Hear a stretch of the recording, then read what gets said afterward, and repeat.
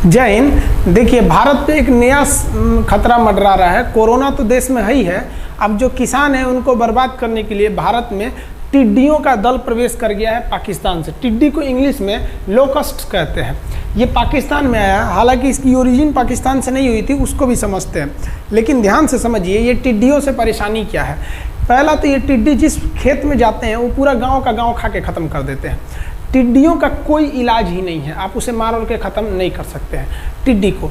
टिड्डी जो होते हैं वो ग्रॉस हॉपर के समान दिखते हैं। सर आप ध्यान से देखिएगा टिड्डियों को, अगर हम इमेज में आपको दिखाएं टिड्डी को तो देखिए ये जो है ना ये टिड्डी है, ठीक है, इसको हम लोग लोकस्ट कहते हैं। जबकि ये जो है ना ये ग्रॉस हॉपर है, इसको हम लोग देहात में देखते होंगे, खेत वगैरह में मिलता है। ये इसका साइज से ये डबल में होता है। इसका जो साइज होता है ना, हमारी जो सबसे बड़ी उंगली होती है उसके साइज के होते हैं ये टिड्डी, और ये जो होते हैं छोटे साइज के होते हैं, इतना छोटा सा तो ये होता है ये। अब इन दोनों में अंतर क्या देखिए, ये अकेले रहता है, ये ग्रुप में रहता है। ये ज़्यादा देर नहीं, ये ज़्यादा दूर तक नहीं जा सकता है, ना ही ज़्यादा दूर उड़ सकता है, ये केवल छलांग लगाता है। ये ससुरा एक दिन में 150 किलोमीटर चला जाता है, इसकी स्पीड इतनी भयानक होती है। सबसे बड़ी खराबी क्या है कि ये लोग ग्रुप में रहते हैं, पूरी तरह ग्रुप में रहते हैं। हिंदुस्तान में जो टिड्डी आई है उसका ग्रुप जानते हैं कितना है? 80 करोड़ के ग्रुप में आए हैं। सोचिए 80 करोड़ आ गए हैं, और अभी लगभग 35 करोड़ टिड्डी पाकिस्तान में है। वो दूसरा ग्रुप है वो पीछे छूट गया, अभी वो भी एंट्री मारने वाला है। अब ये इतने ग्रुप में रहते हैं तो इन ससुरों में देखिए ये ग्रुप इतना भयानक रह रहे हैं, तो इनमें तो प्रजनन बहुत तेज होगा, रिप्रोडक्शन। ये एक महीने में अपनी तादाद को 5 गुना कर लेते हैं। अब इस तरह से रहेंगे सब तो तादाद बढ़वे करेगा, आप क्या करेंगे? तो ये टिड्डी है सब। अब ये इंडिया में एंट्री मारे हैं सब। अब हम लोग समझते हैं इंडिया के कहाँ पर इनको ज़्यादा खतरा है, कहाँ इनसे ज़्यादा खतरा है। तो पहला तो भैया इनका कोई सोल्यूशन ही नहीं है। अभी हम आपको वीडियो दिखाएंगे क्यों सोल्यूशन नहीं है। इनकी जो नंबर्स है वो 80 करोड़ में आई गई है, और इनका जो स्पीड होता है वो 150 किलोमीटर पर डे होता है। एक दिन में ये 150 किलोमीटर सफ़र तय कर सकते हैं। रिप्रोडक्शन रेट इनका 5 गुना हो गया है। यहाँ पे ये एंट्री किधर से किए हैं? पाकिस्तान के एरिया से एंट्री कर दी है, और अभी ये इंडिया के इस पोर्शन में है, यानी गुजरात, राजस्थान, मध्य प्रदेश, महाराष्ट्र, यूपी का पश्चिमी एरिया और दिल्ली, हरियाणा में। अभी ये इस रीजन में है ये टिड्डी दल। इससे राजस्थान की पूरी फसलों को ये खराब कर चुके हैं। ये जिस एरिया में जाते हैं, अगर आप सोचिए 80 करोड़ जाएंगे, पूरा पत्ती, अनाज, गेहूं वगैरह सब खा जाते हैं, कुछ भी नहीं छोड़ते, अकाल ले आ देते हैं वहाँ पर। एक तो कोरोना अपने ही संकट था। इनको चिड़िया वगैरह भी नहीं खा सकती है, क्योंकि इनकी संख्या इतनी ज़्यादा है कि आदमी गायब हो जाता है उसमें। पेड़ पे एकदम बुरी तरह से छाप लेते हैं। ये कहाँ से आए हैं? तो ये इनका एक्चुअली स्टार्टिंग जो हुआ था वो अफ्रीका से हुआ था, इथियोपिया वगैरह के पास से ये लोग ओरिजिनेट हुए। यहाँ से इनका दल जो गया यमन में गया, यमन से ये उड़ के ईरान चले आए। देख रहे हैं इंटरनेशनल है सबसे सुरे से ये सब। ईरान के बाद ये पाकिस्तान में गए, पाकिस्तान में तबाही मचा दी है। पाकिस्तान में तो भूखमरी की नौबत आ जाएगी, इतनी ज़्यादा ये लोग तबाही मचा दी है। उसके बाद ये इंडिया में एंट्री कर गए। ये देखिए इंडिया, एक्चुअली यहाँ ग्रीन कलर का इंडिया भी है, ग्रीन कलर का बोर्ड भी है, इसलिए नहीं दिख रहा है। हम इसलिए बोर्ड का कलर चेंज कर देते हैं, आपको इंडिया आराम से अब दिख जाएगा। देखिए ध्यान से, अभी ये इंडिया में एंट्री मार गए।